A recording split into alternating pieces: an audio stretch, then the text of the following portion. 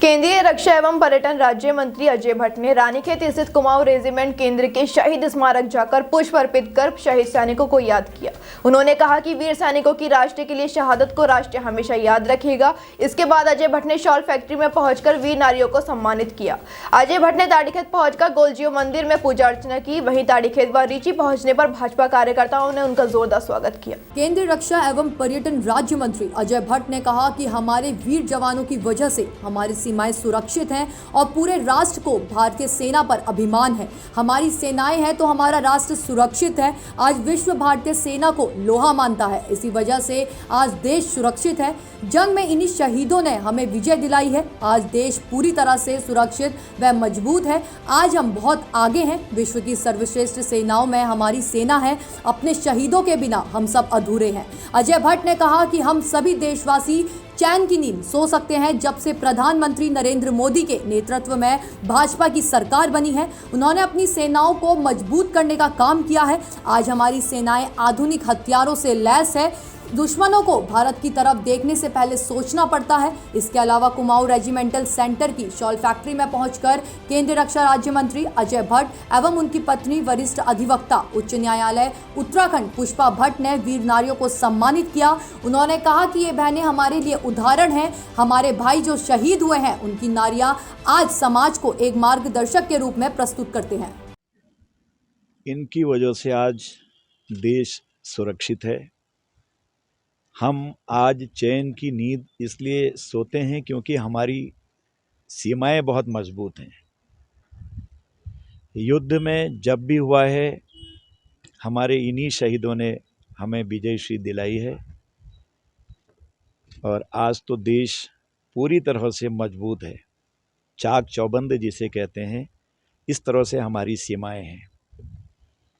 आज हम बहुत आगे हैं। विश्व की सर्वश्रेष्ठ सेनाओं में हमारी सेना है। इसलिए मैं आज यहाँ पर रीत लेइंग के लिए आया था। हमने पुष्प चक्र, जो श्रद्धांजलि है, दिल में जो भाव हैं, जो श्रद्धा है, उसे व्यक्त करने के लिए यहाँ पर आया था। अपने शहीदों के बिना हम सब लोग अधूरे हैं। एक यात्रा चल रही है जिसका नाम, यात्रा का नाम रखा है विजय संकल्प यात्रा।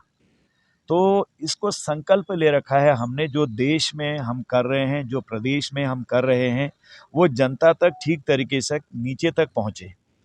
कभी कभी लोग गलतफहमी फैलाते हैं, हिट एंड रन की पॉलिसी अपनाते हैं, मारो और भागो, लेकिन उस पर डिस्कशन नहीं करते हैं। कई मुद्दे ऐसे हैं जिसमें देश के एक, ये कहिए, संत प्रधानमंत्री हैं। एक किस्म से देखा जाए तो बहुत बड़ी आत्मा है वो, कोई साधारण नहीं है।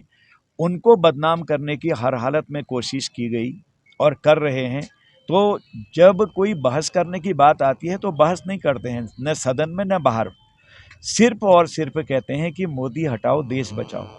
वो इसलिए कहते हैं कि उनको बहुत सारी हानियां हो गई हैं। कोई अपने बेटे के लिए, कोई अपनी बेटी के लिए, कोई अपने परिवारों के लिए लगे हुए थे कि हमारे परिवार के लोग राजनीति के शिखर पर पहुँचें, देश के प्रधानमंत्री बने या अन्य जगहों पर आए। लेकिन जब से मोदी जी आए हैं, वो एक सामान्य कार्यकर्ता की तरह, देशभक्ति की तरह से काम कर रहे हैं। जाति, धर्म, वर्ग, क्षेत्र से उठ के उन्होंने काम किया है। तो देश में आज हर व्यक्ति मोदी जी को बहुत रेस्पेक्ट करता है, मन से मानता है। इसलिए लोगों को परेशानियां हो गई हैं, काफ़ी परेशानियां हो गई हैं। तो एक सही तस्वीर जनता के रूप में यहाँ से हम लोग प्रस्तुत कर रहे हैं, हमारे कार्यकर्ता प्रस्तुत कर रहे हैं। और हमारे युवा मुख्यमंत्री इस समय हैं, उनके नेतृत्व में बहुत अच्छा काम हम उत्तराखंड में कर रहे हैं। उन कामों के बारे में भी लोगों को बता रहे हैं ताकि अधिक से अधिक लोग उसका लाभ ले सकें।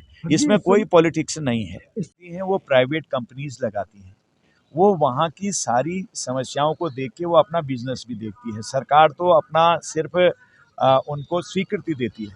आपने देखा है, पहले भी यहाँ रोपवे की बात चली थी, खुद मैंने भी उठाई थी। वो कहाँ पर रुका पड़ा है, यहाँ के जनप्रतिनिधियों ने कोई उसमें कार्य किया होगा तो देखा जाएगा। मैं तो 5 साल से फिर बाहर हो गया था, दूसरी जगह चले गए थे, तो कितना उसमें बड़ा है। कोई प्रपोजल अगर मेरे पास आता है तो मैं गवर्नमेंट से मंगाऊंगा और प्राइवेट कंपनीज को भी इनवाइट करेंगे उसमें काफ़ी प्रोग्रेस भी हुई थी, फिर वो कहीं ना कहीं डंप पड़ा है ऐसा लगता है। मर्जी रानीखेत कैंट है, इसको झेलते हैं यहाँ की पब्लिक, इस पर क्या कहेंगे? नहीं, कैंटोनमेंट के बारे में भी बहुत सारी सुविधाएं निकट भविष्य में आने वाली हैं, अभी बोलना उचित नहीं है। कई सारे जो एक्ट हैं उसको संशोधन करने की कवायद चल रही है, जब हो जाएगा तभी बोलना ठीक रहेगा।